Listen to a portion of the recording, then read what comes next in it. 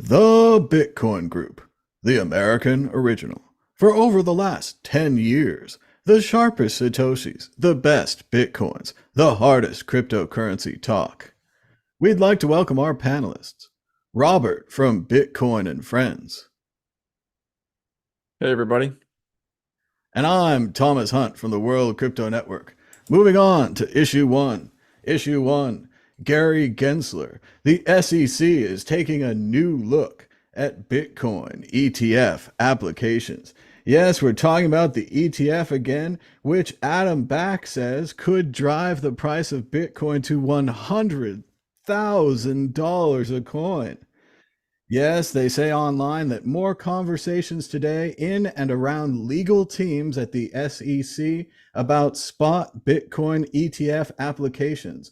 Without equivocation, there is an unrelenting belief that all approvals happen in January.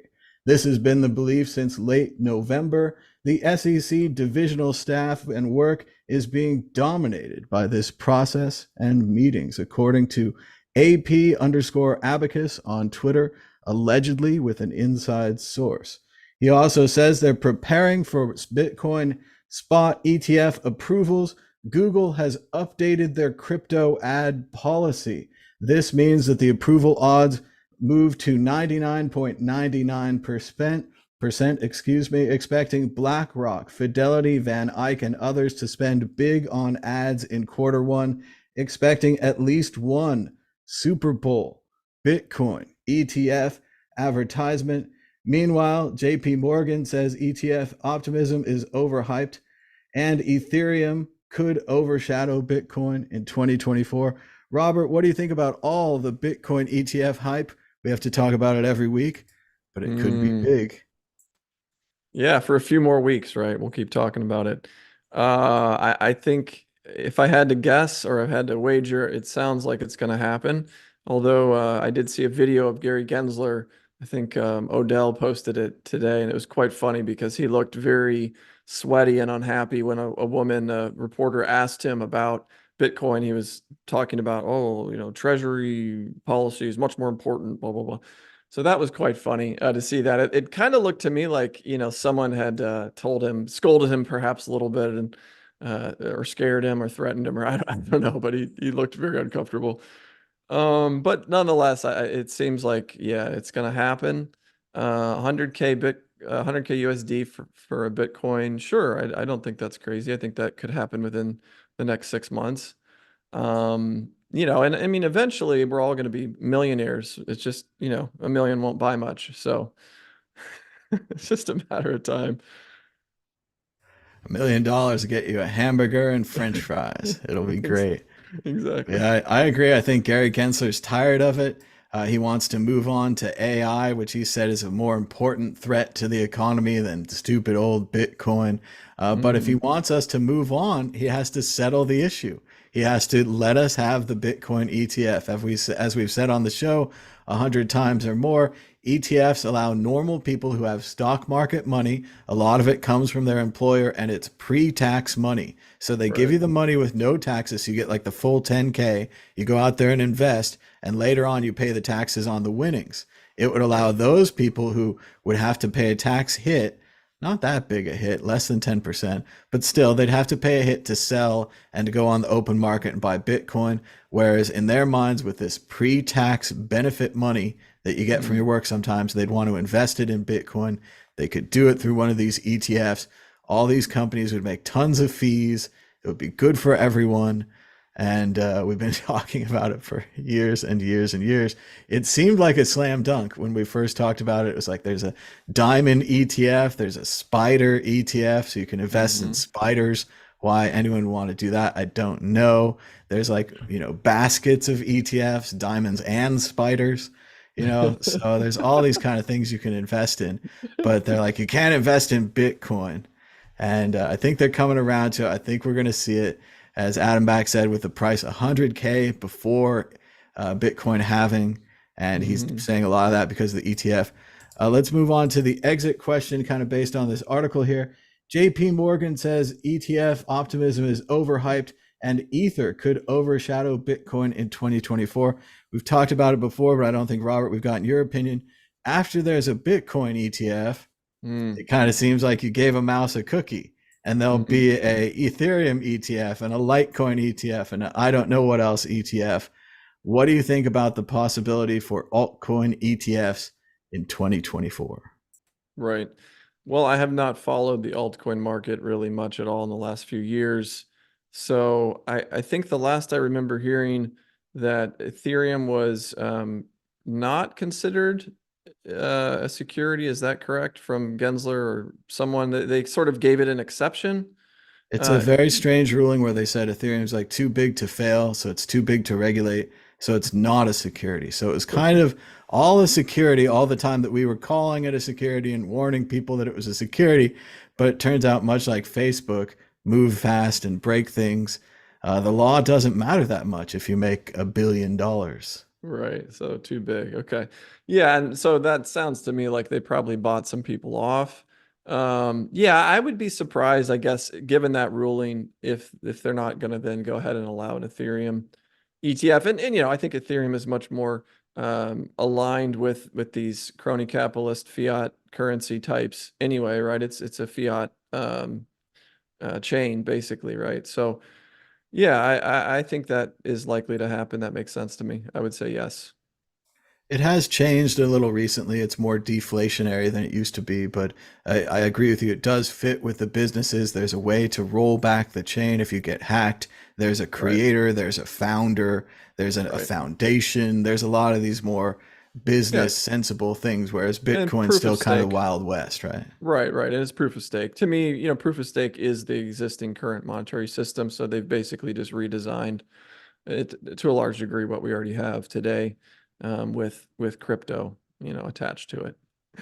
Good marketing. Well, and that's one of those things where it's completely true, but there's a possibility that might be worth money, and the existing market might like that. They might like a Yeah, copy of the monetary system, except digital. right. Of course. Yeah. I would agree. Moving on to issue two, $1 million. Arthur Hayes is back, and apparently, if you start a large Bitcoin exchange, you can get your predictions published in the newspaper. Seeing this prediction makes me want to do a Mad Bitcoins prediction webpage, write a bunch of articles, probably with my friend ChatGPT, and talk about Mad Bitcoin's prediction for infinity dollars. All of the dollars into Bitcoin. Infinity is the largest number available. It means that all of the money would be converted into Bitcoin. Arthur Hayes is on his way there, though, with his $1 million prediction. Thomas Hunt, what do you think about $1 million Bitcoin? Well, I agree with Robert. I hope it happens soon and it happens without an economic collapse, that it happens because a lot of people just suddenly wake up and start buying Bitcoin with the demand causing the price to rise, not the economy on the other side completely collapsing and the Hmm. world devaluing to the point where Bitcoin rising because, like Robert said, it has to because a Big Mac costs $1 million. So $1 million in Bitcoin is suddenly no big deal. As I said in the prompt, I'm surprised once again how the media, or Dailyhodl, if that's the media these days, loves to quote big, famous, rich people who run companies about their predictions, even though Hmm. they haven't been correct all the time and have been occasionally accused of crimes, allegedly. I think they should quote Mad Bitcoins, who told you back when Bitcoin was $100 to buy Bitcoin and hasn't really said anything different since. Robert, what do you think? $1 million, is that rich enough for you? Maybe not on an economic collapse, but maybe just a Bitcoin contagion. Like if it hits 250, people say, why not a million, and buy it up until it hits it. What do you think? Yeah, well, I mean, Hayes is not the only one who talked about a million. I think let's see, we've got Jan 3, oh goodness, Samson has said 1 million recently. And then you've got, I think, Sailor. I think I saw something about 5 million on the table, although I don't know what timetable he's given for that. Yeah, I mean, it's of course, Bitcoin will be $1 million someday for sure. It's just a matter of, as you said, is it because the dollar has collapsed, or is it because Bitcoin has, you know, hyper Bitcoinized or is in process of doing so. But eventually, and maybe it'll be a combination, most likely, of those two things, right? Because I was reading, I think from the links you provided today, that don't want to spoil it, but it looks like they're probably going to cut interest rates again. They're nodding in that direction.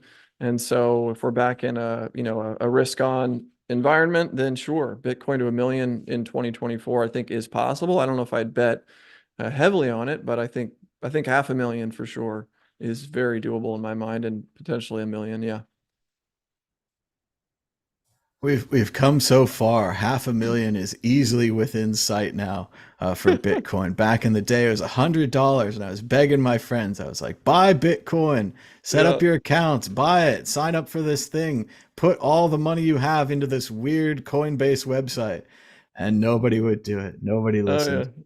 I But remember yeah, I remember when I tried to orange pill my cab drivers in New York, and I would be like, someday this is going to be worth $1,000, or maybe a couple thousand. Like, yeah, it's been wild. I mean, it's been almost 10 years for me, I think, at this point, and longer for you. And we just keep winning, Thomas. So how can we win so hard and for so long? well, and Thanks to Bitcoin, right? once you get to that point, it really does start to like come true. Where I had this contest years ago, 2014. I'm supposed to do a show about it when it comes up to the anniversary and everything. But Mm, the costume contest, and I put up little QR codes, and I gave everybody a paper wallet. It was the only copy of the wallet. I wrote that on the envelope. This envelope is money. Save this envelope. yeah. And we raised about, because people voted with donations, we raised about $60 for the Mm, top one, the alien costume. And now mm, it's worth like 5 grand. And it's nice. unclaimed, it's locked in this wallet. And if they save that envelope, if they save that piece of paper, they have 5 grand. And if they didn't, they have, what's even worse is a story we can tell every year or every 5 to 10 years where we say, I wonder how much that 5 grand is worth now. Oh yeah. Oh, I'm And it sure. keeps getting worse and worse. So we got to move to the exit question. The price of Bitcoin predicting against the Bitcoin predictor ball, the source of all truth and knowledge. Robert, this time next week, will the price of Bitcoin be higher or lower? Oh, I would say higher. Yeah. Higher. We're going to ask the ball. Shaking it could cause bubbles. Will the price of Bitcoin be higher this time next week? My sources say no. Second Ooh. week in a row, the ball is pessimistic. Its sources say no. Moving on to issue 3, international issue. Argentina's Milei, so far shunning Bitcoin as predicted on this show, devalues the peso by more than 50%. The government's official rate is now 800 pesos to the dollar versus roughly 400 previous, a disaster for anyone who owns pesos or anything denominated in pesos. A move so good, it was applauded by the World Bank. Meanwhile, in El Salvador, they've invited Bitcoin millionaires to quote unquote rebuild the country. While many are critical of the Bitcoin Freedom Visa, which cost $1 million in Bitcoin to the government of El Salvador in exchange for quote unquote residency, not even citizenship, the president of El Salvador has said he wants Bitcoin millionaires to rebuild the country. Robert, what do you think about what's going on in Latin America and South America in Mm. Bitcoin International? Yeah, Milei is an interesting figure. I don't know what to think of him yet. I mean, he's definitely talked a good talk. I think, quite frankly, the free market rate for the peso, I think I read that article, was like 1,000 to 1. So for them to cut the official rate closer to that is actually what you have to do if you want to start to dollarize the economy, which is what he's said he plans to do. And that makes a lot of sense because most of the black market activity is dollar based, and that's what people are wanting to use. So I think that strategy seems to make sense. Of course, longer term, no one should be using dollars if they can help it, because it's, they're jumping from one burning house into another one. But perhaps the burn is a little slower with the dollar than with the peso. So yeah, I guess it seems like he's kind of doing more or less what he's promised so far. And he's got this IMF thing, so he may not come out and outright embrace Bitcoin soon, but I would love to see it happen. I guess we'll see. I'm just going to go back to my same old idea about the Bitcoiners need to choose their friends better. And we need Mm, to not get attached to the first person that comes along that likes Bitcoin. Sure, it's great that a country takes Bitcoin. It's great that a political figure, a libertarian figure in Argentina expresses interest in Bitcoin. But then the reality is we have no idea what they're going to do afterwards. And we sometimes don't even know what they did before. So hmm. I think it's very dangerous when we keep getting in bed with these people and keep kind of worshiping them when we need to be a little bit more standoffish, a little bit more like we are when people say they want to help Bitcoin by changing the number of issuance or doubling the block size, things like this. We just need to be more cautious and be more careful. Yeah, and to the El Salvador point, so I've visited twice now. I am overall, I would say, pleasantly, disposed to El Salvador. I think there's, on the whole, positive things happening there. But yes, I mean, I don't, I wouldn't want to trust my entire life and everything to, President Bukele. I don't know this guy, right?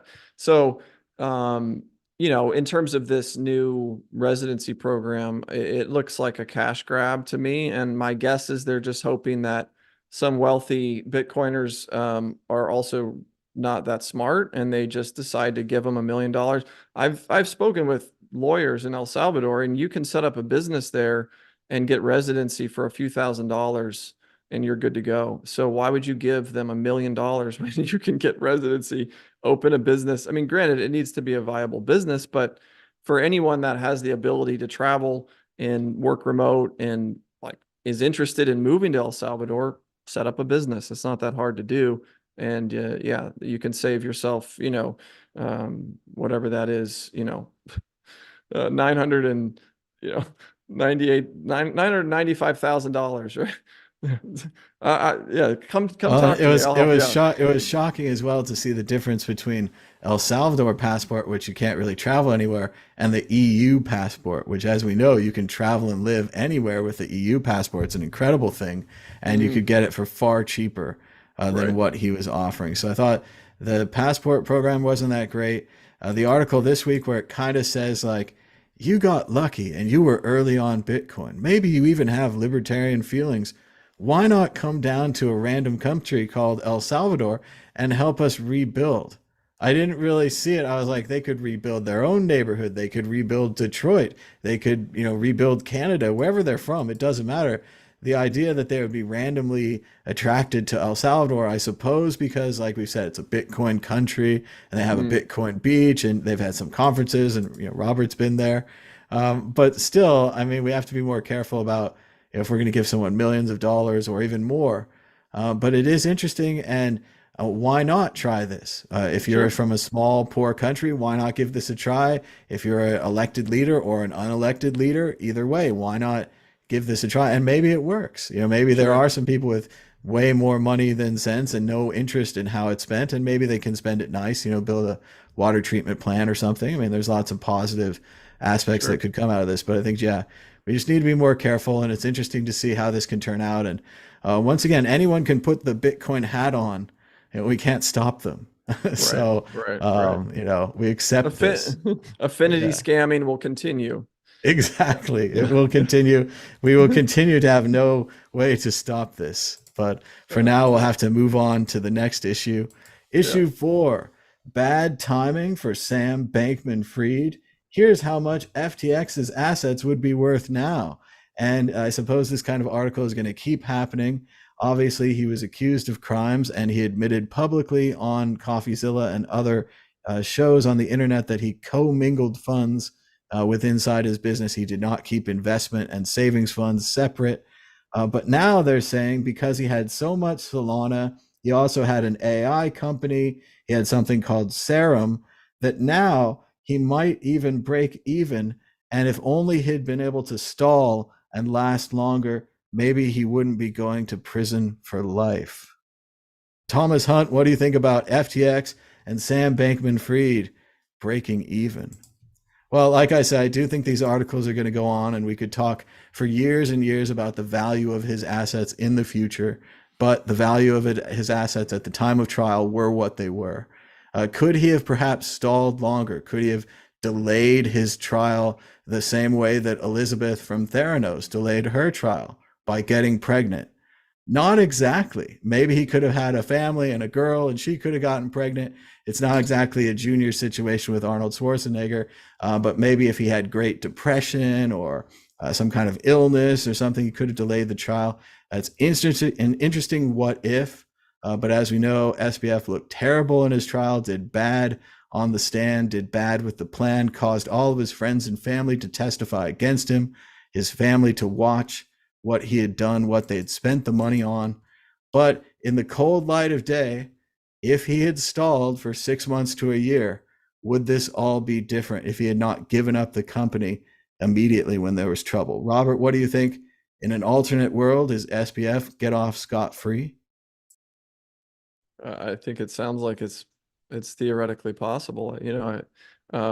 Yeah, I mean, it's what do they say? The famous, everyone looks good when the water's out, right? It's when the water comes, when the tide goes out, rather, then you find out who's naked. So he was clearly, flying a little too close to the sun, with all of his dealings and commingling, and yeah, no, I don't have any real sadness for the guy. I mean, he was doing a lot of criminal things, taking client money and gambling with it. So yeah, I mean, it's kind of sad, but it's also that, yeah, I think he's getting really what he deserves, right? So yeah. Well, we've seen before in the past with other Bitcoin scams that because, like we were saying earlier, the price of Bitcoin trends to go up.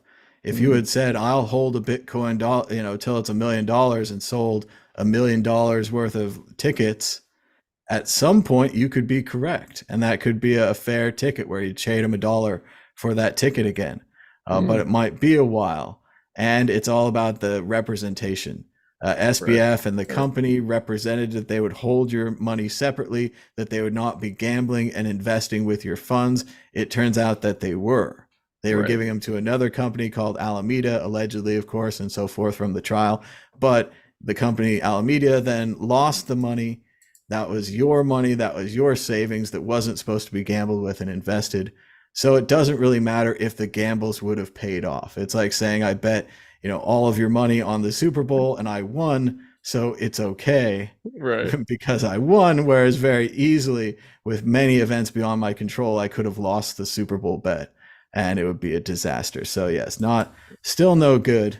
But Yeah. let's give him credit for writing the article and for trying. And horror upon horrors if Solana and these other strange things and the AI company becomes a big success.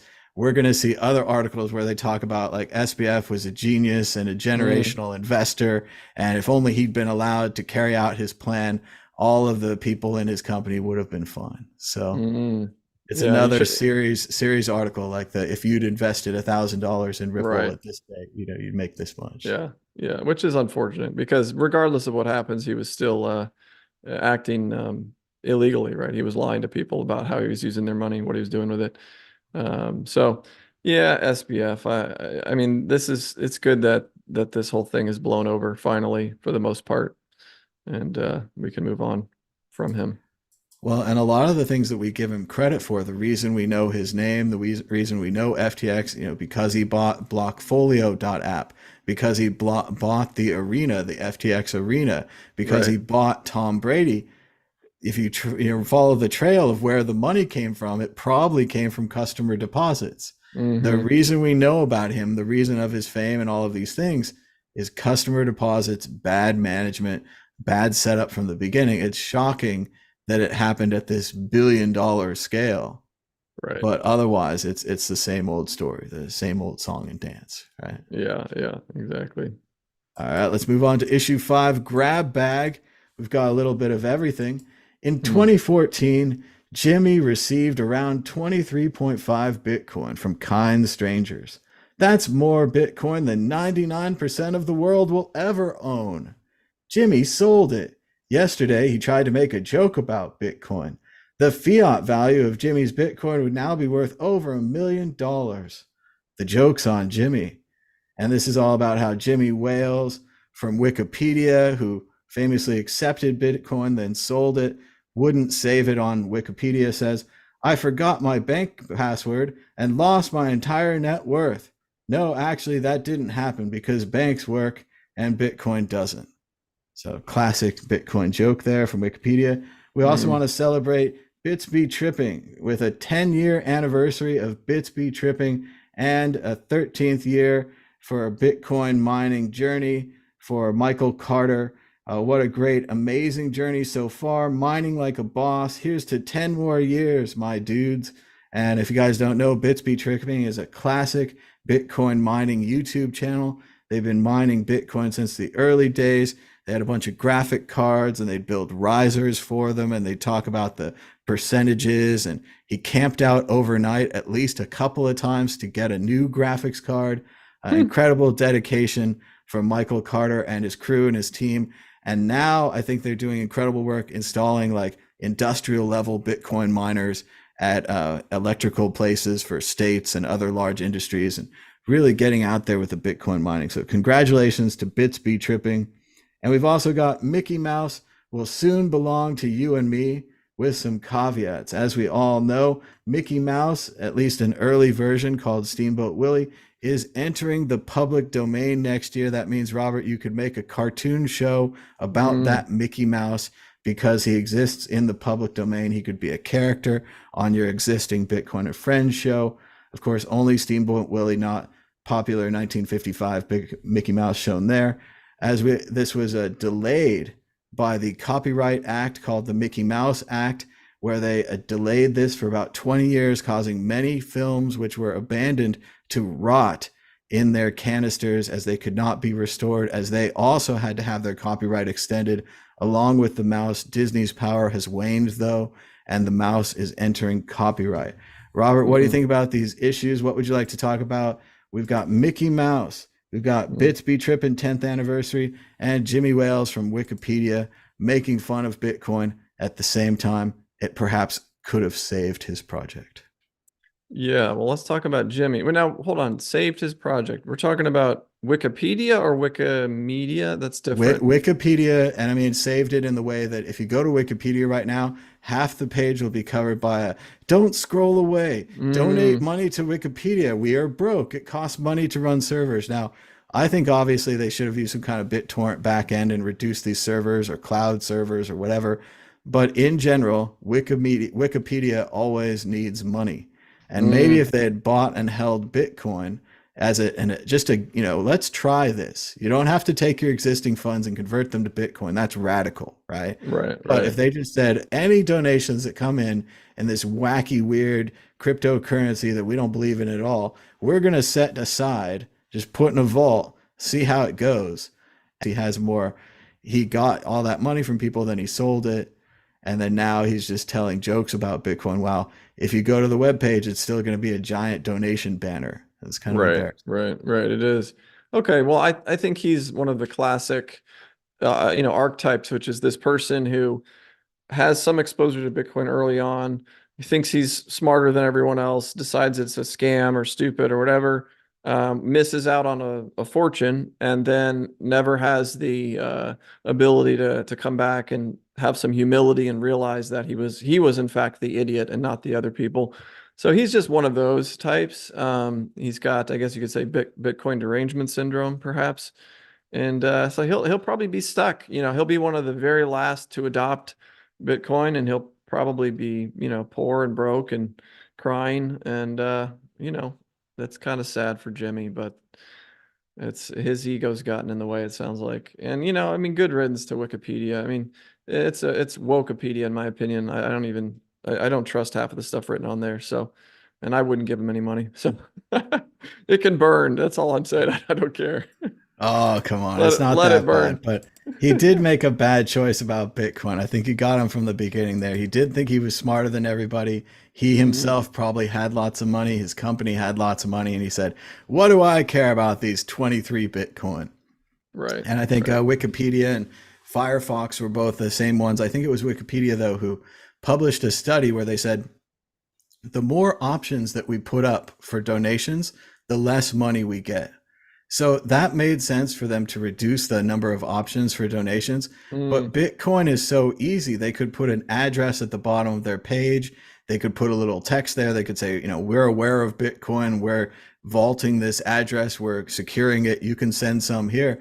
There's many ways where they could have casually side accepted Bitcoin. You don't have right. to put it in the order flow because obviously, credit card's the most popular. You don't Sure. have to say, oh, what about Bitcoin every time? But if they'd done that and saved the money, it would help them a lot. It's an open source encyclopedia project. It serves people. It's really good. I mean, it's political issues, it's up and down, like current events, it's up and down, but it's really interesting how fast it gets edited when a celebrity dies and so Mm, forth. What a great source of general information it is. mm. So I think it's sad that he didn't see that. Let's go to the second one. Obviously, Robert, I think you joined me in celebrating Bitsby tripping 10 years in Bitcoin, 13 years for Michael Carter. It's a very Oh cool yeah. channel. It's very niche. I mean, if you're not into Bitcoin mining, if you don't know what a mega hash is and a graphics card with a blah, blah, blah and a so, you're not going to be into it. But a great accomplishment that they're still going and Yeah. that they're, doing the heavy duty mining now. I've never heard of the channel, but I think I will check them out after this. And yeah, congratulations. I love it. I love seeing Bitcoin success stories. I think we're going to see many more of those in the coming years.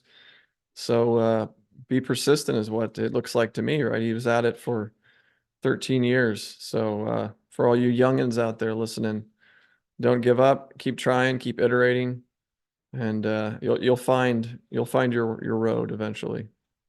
Your Well, Bitcoin road. he was starting back when Mad Bitcoins was still doing daily episodes, and we were really the only ones in this space. Like Let's Mm, Talk Bitcoin, Mad Bitcoins, Bits Be Trippin', the Bitcoin channel, people mm, like that were the original OGs in this space. And it just shows. I mean, when he started that, no one believed in Bitcoin mining, no one believed in graphics cards mining, but it turned out to be a huge industry. And also the way he was able to keep up on it, keeping the new graphics cards in there, reading the news, going and mm-hmm. waiting out at the stores. That kind of dedication shows that, when he started this, there were no Bitcoin mining experts. So, like, if you want to be a Bitcoin mining expert, or I wanted to be a Bitcoin YouTuber, you just go out there and do it. And if you do it, 10,000 hours or whatever it is, you get better at it. And like they say in Mm-hmm. Wonder Boys, you get where you need to go. So I think he got where he needs to go with this whole industrial mining thing. Finally, on to Mickey Mouse. Robert, from the Bitcoin and Friends cartoon. This is a pretty good issue for you. I, of course, am pretty mad about the film preservation crisis caused by the Mickey Mouse copyright amendment, which Mm, basically extended public domain like another 20 years to protect the mouse, which I mm-hmm. get it from a corporate standpoint. He's their logo. They don't. We saw what happened to Winnie the Pooh last year. Winnie the Mm-hmm. Pooh, not the Disney version, but the original classic, entered into the public domain. And sure enough, a crew of intrepid filmmakers made a horror film with Winnie the Pooh with blood on his mouth, and he's an evil bear and he eats people. And I'm sure they're going to make a follow up next year, Mickey Mouse or Steamboat Willie, with the violent fangs and the claws, and try to really kind of take the character for a ride, which is kind of the whole point of public domain. Mm-hmm. After a Mm-hmm. certain amount of years, I think it's 100, maybe 120 with the mouse troubles, uh, the story has to be let go. It's okay for the family to make money off it, for the original man to make money off it, and they can still sell versions of it. But the idea kind of needs to go back to the public domain. And the idea of the singing, whistling Steamboat Captain, Steamboat Willie is re entering the public domain. Robert, what do you think about this issue? Hmm. Well, I'm not a big fan of Disney, especially after what they did to Star Wars. So, yeah, I kind of hope it happens. I hope they get lampooned a lot on their Mickey Mouse character. I think it could be quite fun to see what people do with it. Yeah, in general, I'm not a huge fan of copyright and things like that. I think, you build you create good content and people will appreciate it. And building these moats around things. I mean, Disney to me is kind of it's been dying for a long time. But yeah, it's kind of fitting that this is going to be hitting public domain right around the time that Disney is losing its relevance. So there you go. It is an interesting end to like a Disney century or a Disney half century. And while, of course, the original creator was great, some of the lesser people that came afterwards have made a mess of the company from time to time. So it's interesting to see. I think, again, for me, it's mainly about the film preservation aspects of the other films, which will all come into public domain and which literally were and continue to be at danger of rotting in their film canisters. If a film is not public domain, it can't be restored for free. It can't be adapted for free. There's a possibility you do all this work on the film and they come in and sue you and you have to take it down. Or worse, you have to pay money for restoring someone else's film that you don't own. So it's a big effect on film preservation and just general things like a bunch of films you don't care about from the 20s that could have been restored and been on the Internet Archive or a library somewhere. Someone could have used them. They could have made other stuff out of them. We lost that. We gave that up as a trade so that we could have 20 more years of the mouse being protected. So now why wouldn't the corporation, Disney Corporation, restore these things? These are abandoned films. So if you made a film in 1920 and it was released, it's still under copyright to your company, but your company is a dead company. Not every company was repackaged and sold like Polaroid or Atari, where there's t-shirts now. If it was like Jones Brothers Films and they went out of business, but they made 30 great films in 1920 to 1928, we can't restore those because even though right now we can't prove that someone owns Jones Brothers, if it comes down that they find it in their vault or their closet that they could own it, they could sue us for distributing their remastered versions of their Jones Brothers films. Unless they're in the public domain, which, as we see, the public domain is extended. It was kind of reasonable before at 100 years. I think it's 120 now. I don't know for sure. Don't put your case on that. But yeah, that general idea of things slowly, eventually entering the public domain, and then especially now with the modern era of remix and computers, and even what we saw Winnie the Pooh, affordable CGI, things like this. There's an incredible amount of work that could be made with this mouse. So it'll be interesting to see what they do next year. And Robert, you're here from Bitcoin and Friends. We've got the webpage up right here. Do you want us to play the trailer? Sure, go for it. So let's see right here. I wanted to show the graphics on the webpage. Let's see if I refresh. Here it is right here at btcandfriends.com. The season 1 trailer for the new Bitcoin and Friends. Oh, I don't know if the audio is coming through. Is it not coming through? Let's try one more time then. I don't hear it, we're on at a least, different computer this week. So let me try one more time with a share sound enabled this time. Optimized for video clip. Oh, we'll do all the buttons. Here we go. We'll rewind just a little bit. btcandfriends.com. Access to the microphone. Okay, great. The humans are close to releasing their own decentralized cryptocurrency called Bitcoin. It is the final stage of their evolution as a species.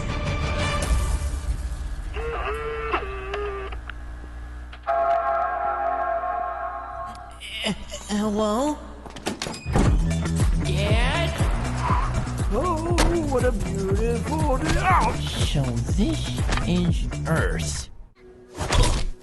Key, where's your parents? This is my buddy B. He's looking for his father.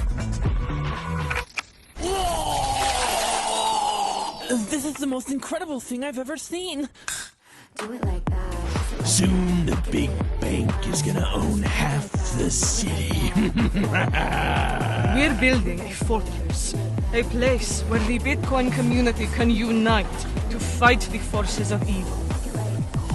Boy, Sapphire Tower will soon penetrate the sky. Let the construction commence. Hold that shovel, Mr. Sapphire. What?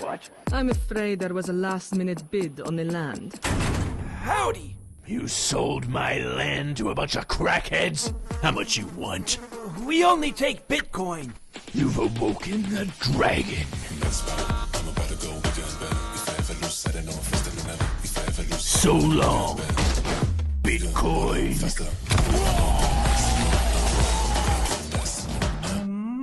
crank the hash rate up a little too much. Bigger, harder, faster. Go, B, go! Nothing can stop you. Bigger, harder, faster.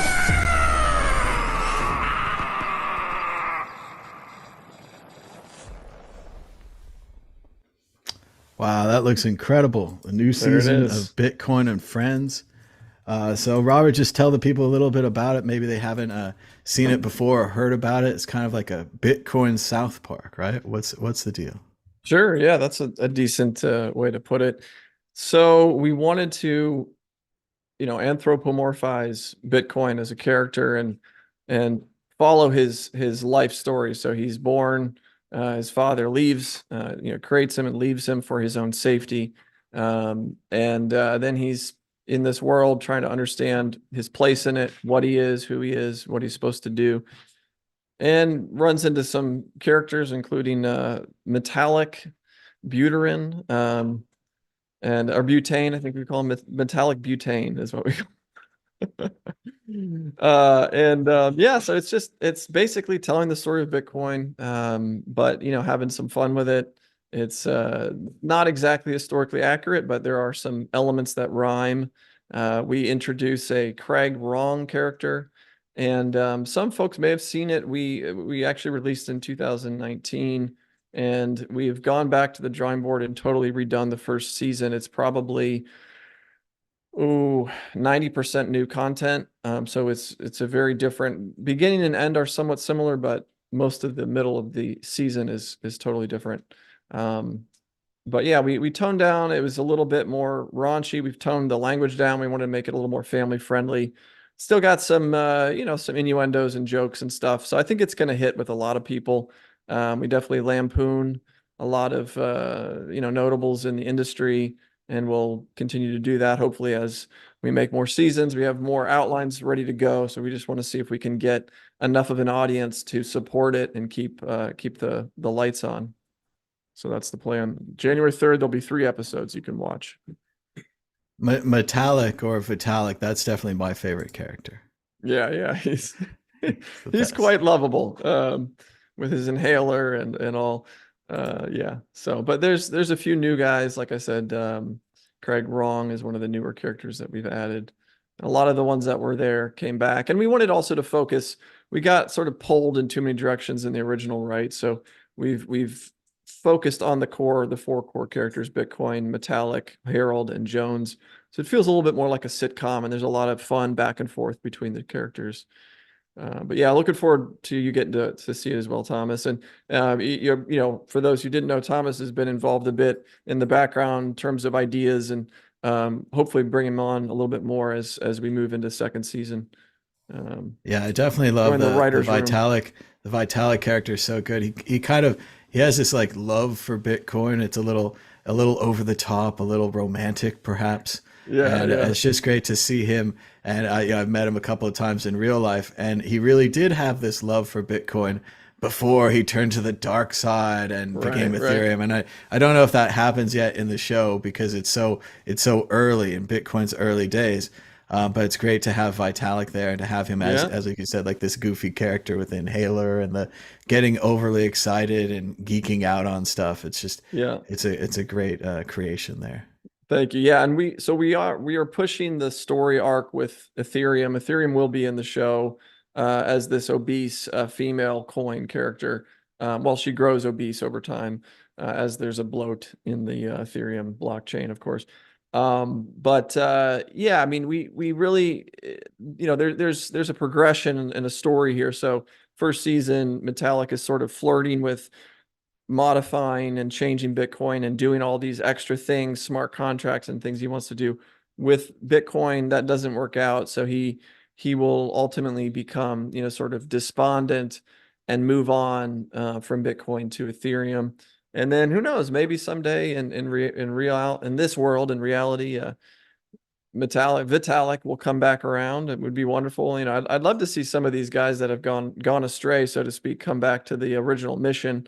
Same with the Cardano dude. I don't know if you saw him freaking out, but Hoskins, these guys have good brains on their shoulders. I just think they've gotten distracted, or maybe greed, maybe a little bit too much ambition or something. But anyway, so yeah, we have fun with that character quite a bit, and there's a lot to be said there. Well, I could see already there's definitely a scene there where Vitalik comes back and he's like, hey, we could do NFTs on Bitcoin. We could do all kinds of things. Now that we have these layer 2 technologies. And he's like, I'm excited about you again, Bitcoin. And maybe he doesn't see Ethereum and he doesn't see it anymore, something like that. Yeah, for sure. That would work. But yeah, everyone should check that out at btcandfriends.com. We need to go to predictions or story of the week. We kind of did story of the week. Robert, do you have a prediction?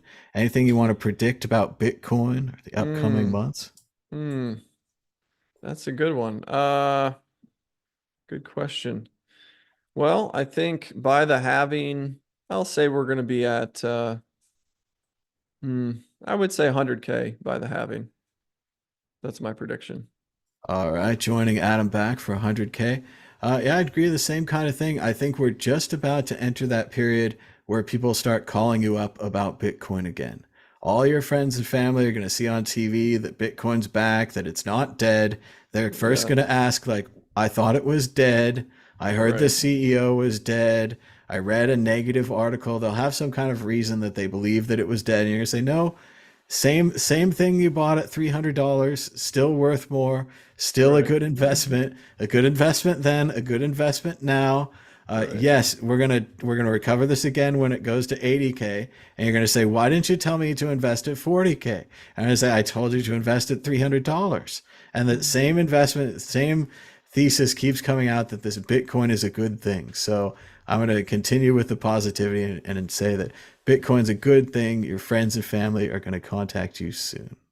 So thanks to Robert for joining us. Thanks everybody. Give us a thumbs up down below. Subscribe if you haven't. We'll be back again next week. We still have our end of the year episode coming up at the end of the month, right before January 1st. We'll be recapping everything that happened in the last year. But until next time, bye-bye.